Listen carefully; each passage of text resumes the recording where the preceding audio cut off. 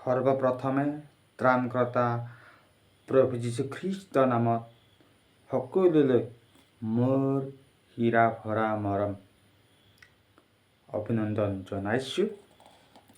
এসময়ত ঈশ্বৰক বহুত বহুত ধন্যবাদ দিছোঁ। মই বাইবেল পাঠ কৰিম। আদিপুস্তক 1:1 আদিতে ঈশ্বৰে আকাশমণ্ডল আৰু পৃথিৱী সৃষ্টি কৰিলে। ঈশ্বৰ এজন বুলি আমি ক'বলৈ পাৰিম। ঈশ্বৰে এজন আৰু মাত্ৰ এজনহে হ'ব পাৰে। বেলেগসকল ঈশ্বৰ নামধাৰী আৰু অসত্য।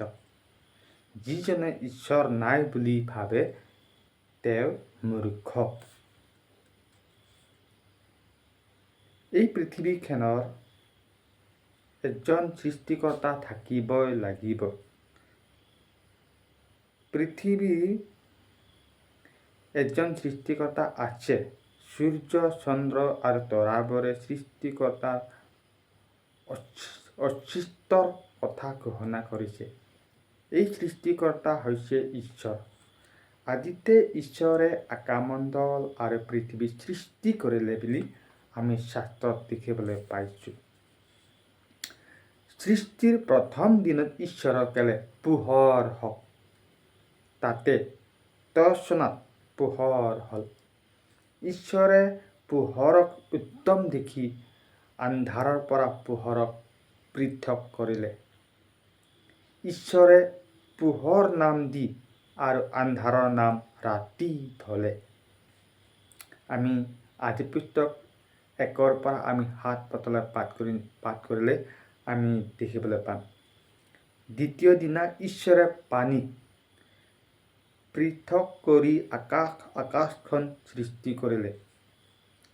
তৃতীয় দিন ঈশ্বৰে ক'লে আকাশৰ তলত থকা জলসমূহ একে ঠাইলৈ আহি গোট খাওক আৰু চহল ওলাওক।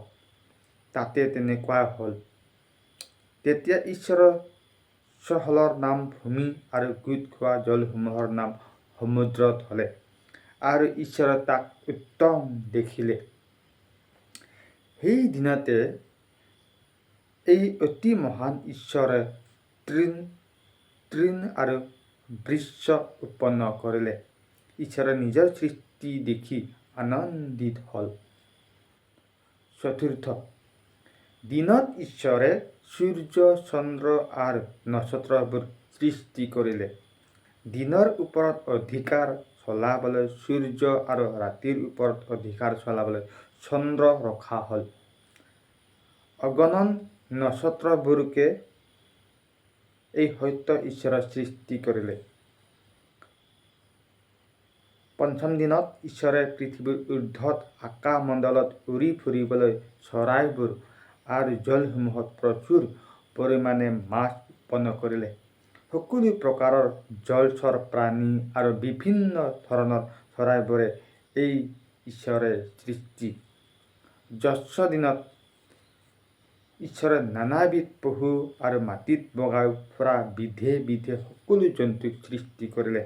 ভালুক, বাঘ, হাতী, পৰুৱা, মাখি এই সকলো সেই একমাত্ৰ সত্য ঈশ্বৰৰ সৃষ্টি। সৃষ্টিৰ অন্তিম কৰ্ম হ'ল মানুহৰ নিৰ্মাণ। ঈশ্বৰে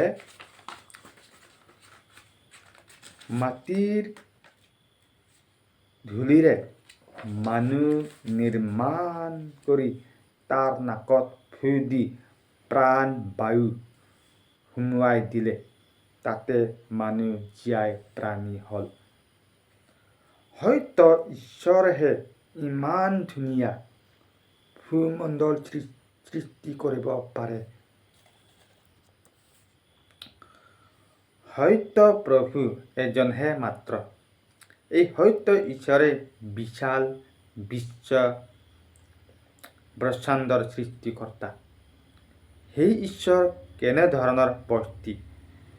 ঈশ্বৰৰ বিষয়ে জানিবলৈ তেওঁৰ গুণবোৰ জনা উচিত। তেওঁৰ কিছুমান গুণ তলত দিয়া হৈছে। এই বাক্যৰ সকলো কাৰণে ঈশ্বৰে আশীৰ্বাদ কৰিব। আমেন।